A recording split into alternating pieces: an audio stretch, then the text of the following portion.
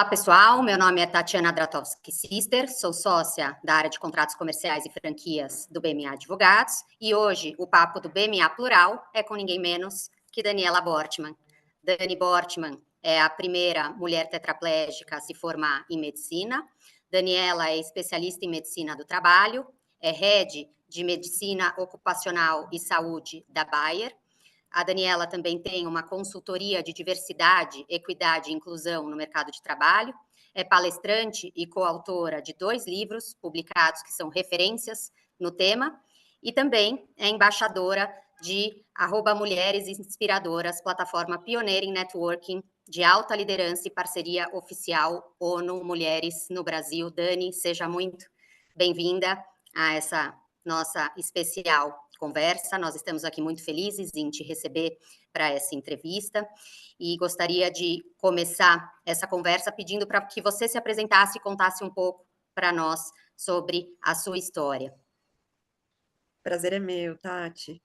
Obrigada pelo espaço, obrigada pelo convite. Uma honra estar com vocês. Bom, eu sou uma mulher branca, de pele branca, cabelos e olhos escuros. Estou vestindo uma roupa laranja, né, com um fundo embaçado aqui, comum em reuniões online, né, da plataforma. Eu Desde muito novinha, né, eu sempre quis ser médica, sempre soube que ia ser profissional de saúde, né.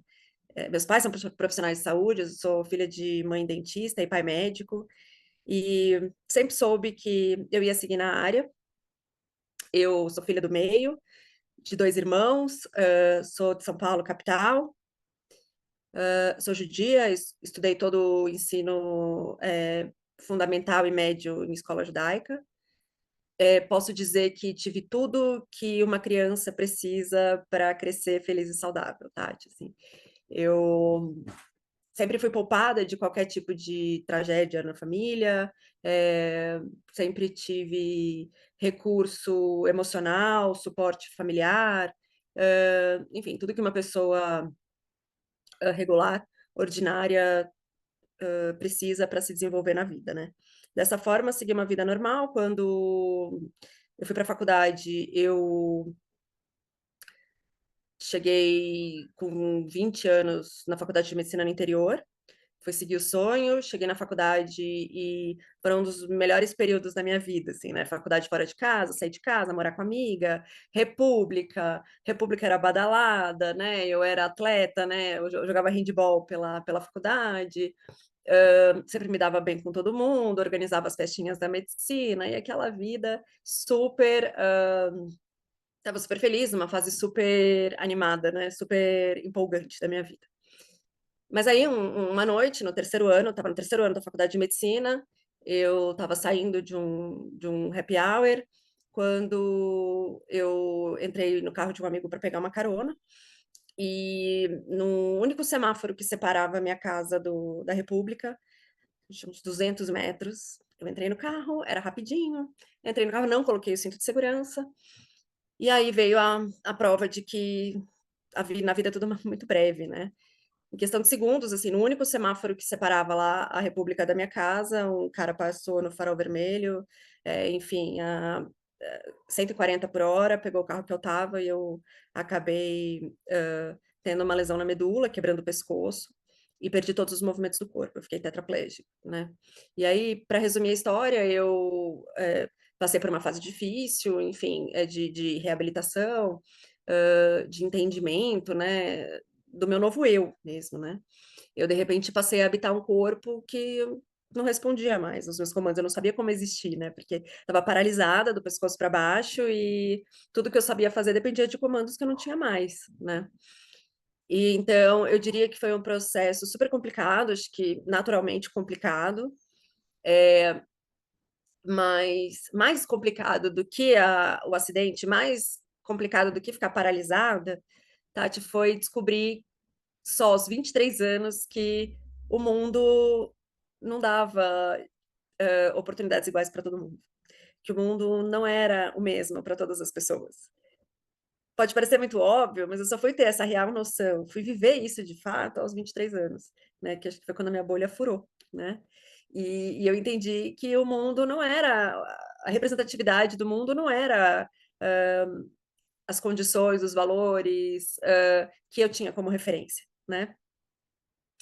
E aí, foi um processo, né, um processo de reconstrução, um processo de entendimento, um processo, de autoconhecimento, de reconexões de pessoas, de valores, enfim, mas que de certa forma serviram para construir quem eu sou hoje. Acho que através desse autoconhecimento, dessa, mudança mesmo de mindset, de ver a vida, né, eu acho que eu consegui prosperar como amiga, como profissional, como mulher, como filha e, enfim, ter uma vida, muito feliz, né, como eu tenho hoje. Dani, você nos contou que aos 23 anos houve o acidente que te deixou tetraplégica e sem os movimentos do corpo. De lá para cá, o que, que você diria que foi a virada de chave para que o acidente se tornasse o teu incentivo de superação, especialmente no campo profissional?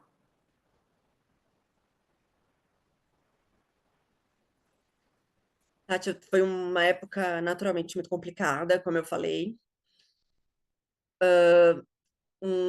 Uma grande causa do meu sofrimento foi me descobrir uma pessoa super preconceituosa, né, porque a gente não se imagina, né, que carrega, esse tipo de estigma, né. Não, ainda mais uma pessoa que quer ser médica, né, é uma carreira onde você serve o outro, né, eh, altruísta, né. Eu sempre transitei bem em diversos grupos de pessoas diferentes, então eu me achava uma pessoa super inclusiva, né. Mas quando eu me tornei uma pessoa com deficiência, eu rejeitei muito o meu corpo. E é importante a gente frisar que não tem nada de errado no fato de eu lutar para melhorar, para não ser uma pessoa com deficiência, no sentido de recuperar os meus movimentos. Não tem nada de errado com o fato de eu não querer depender de terceiros para atividades básicas da vida, não tem nada de errado com isso. O que está errado é a gente perceber que lá no fundo eu me enxergava ou enxergava as pessoas com deficiência como de outra categoria mesmo, sabe. É uma questão de é como se fosse uma escala de valor de ser humano. Existe um grau de superioridade da pessoa sem deficiência para com a pessoa com deficiência. Parece horrível falar isso em voz alta, né, mas no final das contas é isso que acontece. E eu fiquei horrorizada comigo mesma, de pensar assim, quando eu reconhecia um olhar preconceituoso das outras pessoas, para mim, porque eu achava que elas estavam certas. Eu não só consegui identificar um olhar preconceituoso de menos-valia, sabe. Talvez até com pena, mas menos-valia, muitas vezes, de ignorar, de não falar comigo, falar com a minha acompanhante, muito por ignorância de saber como lidar, mas tem muito sentimento de menos-valia mesmo, para com o outro. E cada vez que uma pessoa me enxergava assim, eu reconhecia, porque eu pensava igual, no final das contas, e não só reconhecia, como achava que a pessoa ainda tinha razão. Isso acabou comigo. Então eu digo que o que quase me matou não foi o acidente ou o fato de eu ter perdido os movimentos. O que quase me matou foi a minha forma de pensar, o meu preconceito, minha limitação mesmo de valores, de coisas e de gente, de relações, enfim. E quando eu fiquei desprovida disso mesmo, assim, eu falei: "Gente, com os valores que eu tinha na época, era inimaginável continuar vivendo sem os movimentos, sendo uma pessoa com deficiência e dependendo dos outros", enfim. E aí eu simplesmente chegou uma hora que eu não aguentei, eu fiquei muito doente, eu fiquei com depressão profunda, mesmo tendo o privilégio de ter acesso aí à psicoterapia, à psiquiatria e medicamento e uma rede de apoio, não teve jeito, chegou um momento que eu quis desistir. O meu pai é médico, então um dia eu chamei ele, eu falei para ele, com a maior calma do mundo, eu falei: "Pai, olha, eu tentei, fiquei tentando reabilitação ali por quase um ano, né, eu fiz tudo o que eu podia, isso não é um surto, eu pensei bastante antes de falar contigo. Eu preciso que você me liberte dessa situação, eu preciso que você me liberte desse corpo. Talvez quem é mãe ou pai aí entenda melhor do que eu, que não sou mãe, como isso soou para os meus pais, assim, mas eu falei para ele, eu não quero mais, eu não dou conta, para mim é um sofrimento, você, por favor, me liberta. Você tem seus meios, você é médico, me dá uma injeção, enfim, eu quero morrer. E ele olhou para minha cara e eu achei, acho que no fundo eu esperava que ele falasse, né, ai, Dani, imagina, a menina não fala besteira, né? E ele olhou para minha cara e disse assim, bom, eu vou fazer o que você está me pedindo, mas só se você fizer um acordo comigo, a gente vai tentar uma coisinha antes. Você vai voltar para a faculdade, vai retomar a sua vida. Você vai tentar mais um pouco. E aí, se você não conseguir, vamos nós dois. A hora que ele falou, vamos nós dois, não, não era essa a ideia, né, pai? Aí você me quebra. Eu falei, não. Por que que eu conto isso? Porque, no final das contas, eu estava tão focada em olhar só para o meu sofrimento, que eu não estava conseguindo enxergar mais nada nem ninguém, nem o sofrimento da minha família, que também estava destruída, né? E eu entendi ali que se eu partisse, eu que vou para o paraíso, eu tenho certeza, eu ia estar resolvendo o meu problema, mas eu não ia estar resolvendo o problema da minha família, das pessoas que me amam, né? E que eu ia comprometer a vida, ia causar sofrimento para muita gente. Então eu resolvi seguir, quer dizer, eu não segui porque eu sou muito forte, muito guerreira, né? Como dizem por aí, ou muito sensacional. Não, eu segui porque eu precisava seguir por eles, né? Então, foi um processo. Ali começou. Falei, bom, eu preciso seguir em frente com o que eu tenho, né? É, é isso que eu tenho para hoje, eu vou seguir. Mas, quando eu resolvi seguir em frente, eu percebi que a sociedade não estava preparada para receber pessoas como eu, não nos lugares que eu queria ocupar.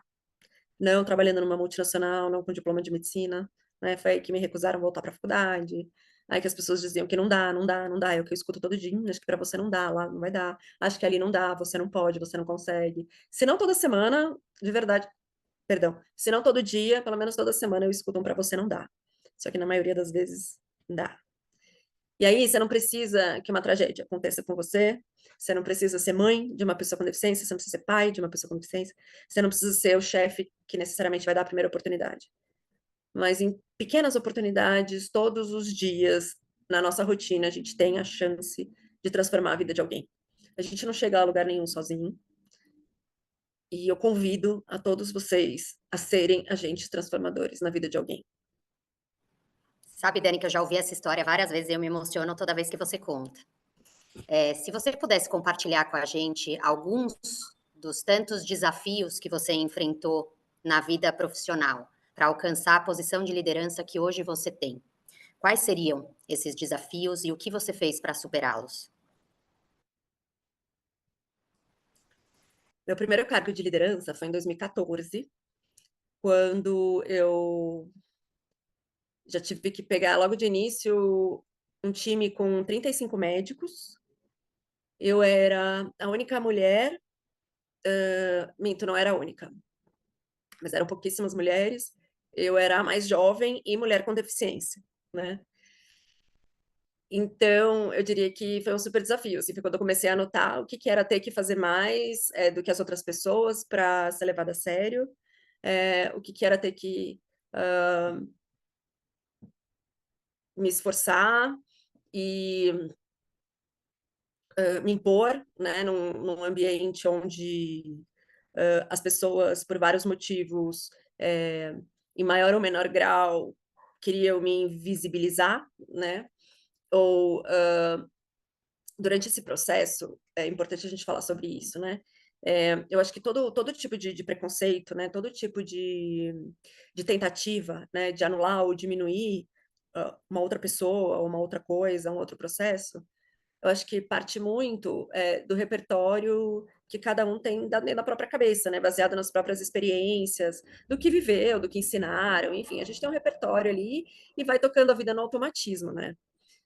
Como para as pessoas eu acho que também não era muito natural pessoas como eu estarem naquele lugar, existe um afastamento ali, né, em função de viver numa cultura mesmo, que não ensinou a gente desde que a gente nasceu, essas coisas, que são fora do imaginário das pessoas, né. E aí, quando eu assumi essa posição, Eu sempre fui uma pessoa de brincar muito, uma pessoa, de sorrisos e amizades e tentar levar as coisas com leveza e tal, e foi um determinado momento que eu tive que mudar um pouco da minha personalidade, mas não de uma forma, de atuação, né, ou de uma forma artificial, mas uma forma genuína mesmo de indignação, de por que que você não está me enxergando, né, por que que na sua cabeça eu não sou digna de estar aqui, né.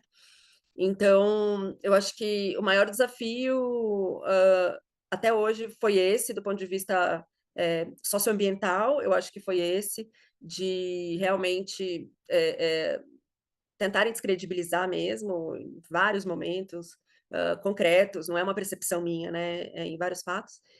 E eu acho que num segundo momento também foi interessante aí mais profissional, que eu tive, como médica e depois como executiva, eu tive, algumas oportunidades de trabalhar de diferentes maneiras com times diversos, né. Então eu trabalhei, por exemplo, como médica, então atendendo os pacientes e consulta e tal. Depois eu trabalhei liderando times, depois eu trabalhei liderando processos, projetos, enfim. E aí quando essa minha última posição agora, em 2020, eu fui anunciada para ser uma líder estratégica de uma área, de saúde, mas sem time, né. E aí você também liderar, por influência, né, sem ter o poder da caneta ali para direcionar, né, ou para conseguir implantar tuas ideias e seguir isso como um balizador sem assinatura, ter que fazer as pessoas, seguirem seus conselhos, sendo que não tinha ninguém mandando ela fazer isso, né, foi um desafio. Ô, Dani, antes da gente seguir para a minha próxima pergunta, eu lembro que uma vez a gente conversou e você me explicou qual era a terminologia correta, para me referir a alguém que tem uma deficiência. É um deficiente físico? É alguém com deficiência? Qual era a tua explicação para isso? Quando a gente vai se referir a uma pessoa com deficiência, é importante lembrar que a deficiência é uma característica da pessoa, né. A legislação fala muito em portador, né, de deficiência. Embora as legislações que tragam essa nomenclatura estejam vigentes, não é a nomenclatura mais utilizada e recomendada, porque você não porta a deficiência, o verbo em si portar é uma coisa que você larga, que você deixa, né. Eu não consigo deixar a minha deficiência em casa e sair sem, como a chave do carro, a carteira, por exemplo, né. Então a gente não usa portador. Necessidades especiais é outra expressão comum. Necessidade especial, ela abrange muito mais gente do que só as pessoas com deficiência, né. Eh, a necessidade especial pode ser um óculos, pode ser um um acessório para uma gestante, para alguém que está com uma incapacidade temporária, quebrou o pé, enfim. Necessidade especial é muita coisa, né. Então a gente costuma dizer, como você disse, a gente costuma dizer pessoas com deficiência. A pessoa tem uma deficiência, é uma característica a mais que ela tem, né. Então eu tenho cabelo escuro e eu tenho uma deficiência. Quando você vai falar o tipo da deficiência, quando você vai falar que a pessoa é deficiente usando o adjetivo, você tem que dizer deficiente em quê? Tati, você fala alemão? Você fala alemão? Eu não falo alemão, então a gente é Não. deficiente em alemão. A gente é deficiente, a gente não é uma deficiência completa, então você fala assim: "Ah, Dani, aquela deficiente". Não, deficiente em quê? Deficiente em muitas coisas, né. Não, você tá falando, uma deficiente física ou uma deficiente visual. Por isso que a gente evita de falar em adjetivo, porque se você fala que a pessoa é deficiente, só deficiente, ponto, ela é deficiente, você está dizendo que ela é uma deficiência completa, né. Então é de bom tom sinalizar deficiente visual, deficiente auditivo, se for usar o adjetivo. Se não, você fala: "Olha, é uma pessoa com deficiência, fulano tem, uma deficiência", como uma característica a mais daquele cidadão, daquele indivíduo. Maravilha. Então, Dani, você contou um pouco para a gente de quais foram os teus desafios pessoais, no campo profissional. O que você diria que são os desafios das empresas para que elas possam melhor acolher e receber as pessoas com deficiências? As empresas, elas refletem a sociedade, na maioria das vezes, o comportamento da sociedade, né. E para promover a empregabilidade, a gente vai precisar tentar diminuir, né, ao menos, mitigar as barreiras atitudinais mesmo, né? Eu acho que a falta de acessibilidade atitudinal, ela é a barreira principal da inclusão, né, de pessoas com deficiência no trabalho. Infelizmente, as pessoas comumente associam demais a deficiência, não importa qual, seja a baixa performance, a ineficiência, a incapacidade, né? Isso não é verdade, né? Imagina uma pessoa, de repente, passando na tua frente, andando com dificuldade. No imaginário dessas pessoas, já vem, coitado, que pena, essa pessoa não deve ser feliz, essa pessoa não é boa, não é competente, não pode ser inteligente. Infelizmente, né, a cultura que a gente vive, e não é no Brasil, de maneira geral, ensinou pra gente, desde pequenos, associar a deficiência adjetivos ruins, né? Então, ou pelo menos tristes, né, depreciativos. Então, acho que primeiro ponto na empresa é letramento, é fazer o que vocês estão fazendo aqui agora no BMA. A gente precisa discutir essa agenda. Tati, são mais de 18 milhões de pessoas com deficiência acima de 2 anos. A gente está falando de mais de 17 milhões de pessoas em idade para trabalhar. Se as empresas brasileiras não promoverem empregabilidade de pessoa com deficiência, eu te pergunto quem que vai sustentar essas pessoas? Dessas mais de 17 milhões de pessoas, a gente está falando aí de pouco mais de um quarto só está trabalhando. 3/4 desses 17 milhões de pessoas estão fora do mercado de trabalho. A gente sabe que um pouco mais de 4 milhões de pessoas só que estão no trabalho, você está falando 26% exatamente, tá trabalhando, mais da metade está na informalidade. Empreendedor individual, está tentando de algum jeito que não com carteira assinada, né? A gente tem que lembrar também que, além dessas mais de 17 milhões ou 18,6 milhões de pessoas com deficiência no Brasil hoje, a gente está falando de famílias inteiras que são impactadas. Quando você tem uma pessoa com deficiência na família, tem uma família inteira impactada. Aí você pode colocar pelo menos mais 3 vezes esse número de pessoas que, de alguma forma, direta ou indireta, estão impactadas com a falta de empregabilidade. Então, a principal barreira é o desconhecimento, é a ignorância, a desconstrução do preconceito. Preconceito que, para pessoas com deficiência, é chamado de capacitismo, assim como racismo com raça e etnia, enfim. Então, a desconstrução do capacitismo, a gente faz isso com a educação, discutindo o tema, e a empresa entendendo que isso, sim, faz parte do seu papel não só social, mas entendendo também que empresas mais diversas performam melhor, não é só porque é o melhor do ponto de vista moral e ético a se fazer, mas já tem muito dado de qualidade hoje de muitas instituições sérias, que comprovam que empresas diversas têm melhor retorno financeiro, né? Você imagina que você tem um problema, e aí você tem 5 pessoas que vieram do mesmo lugar, têm as mesmas histórias, os mesmos pontos de vista para resolver aquele problema.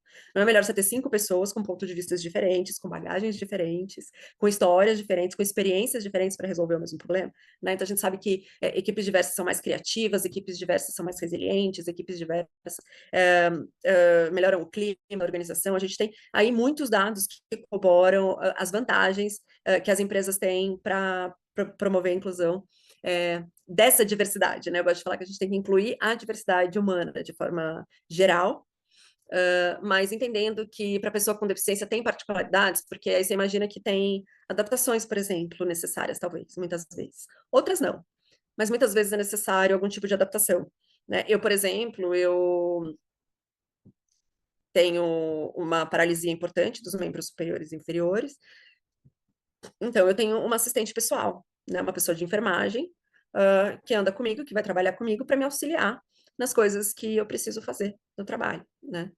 É uma pessoa que é contratada pela empresa onde eu trabalho. Quer dizer, isso é um tipo de adaptação razoável para me permitir trabalhar.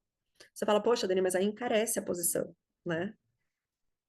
Certamente tem ganho por trás disso, tem ganho indireto, que compensam e pagam essas contas de forma exponencial.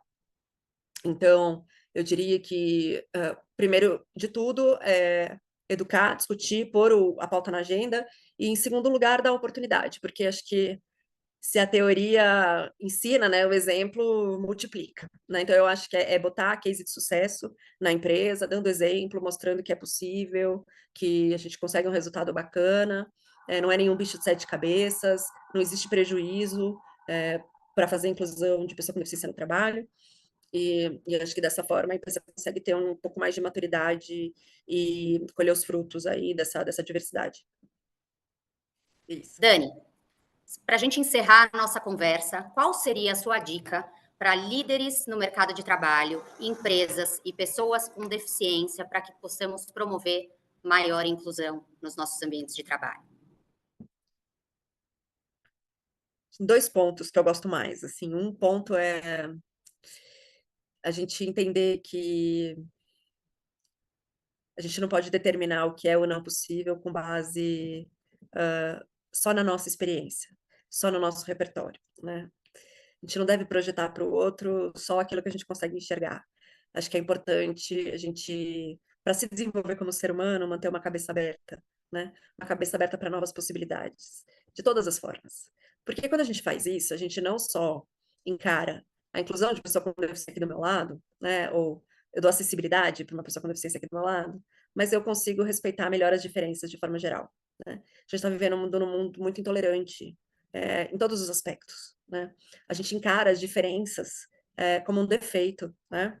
Eu passei a enxergar as diferenças como uma fortaleza, né. A gente precisa um pouco mais de humildade para entender que o nosso modelo de pensar, de existir, não é o único modelo possível, não é nem o melhor nem o pior, né. Eu acho que esse é uma pílula, para uma das grandes doenças da sociedade. E em segundo lugar, cada um buscar o seu autoconhecimento, né, acho que a gente tem que olhar mais para si, do que para a grama do vizinho, né, porque nessa tentativa louca, insana, de ficar tentando olhar como eu agrado o outro, como eu consigo atender a expectativa do outro, como eu consigo superar a expectativa do outro, é um fluxo de frustração, de ambas as partes constante, né, porque você nunca vai conseguir, e sempre vai ter alguém insatisfeito com aquilo que você tem para entregar. Então, quando a gente para e olha para si, então o que eu quero? Qual que é o meu propósito, né? E aí vai sem tentar se encaixar onde o outro quer colocar, onde o outro quer te colocar, né? Porque aí você vai só fiel aos seus valores, aquilo que você acredita, aquilo que você quer, aquilo que te faz feliz, porque aí depois as possibilidades do sucesso, as consequências, enfim, vão ser no final das contas, só resultado, de uma honestidade, né, com você mesmo.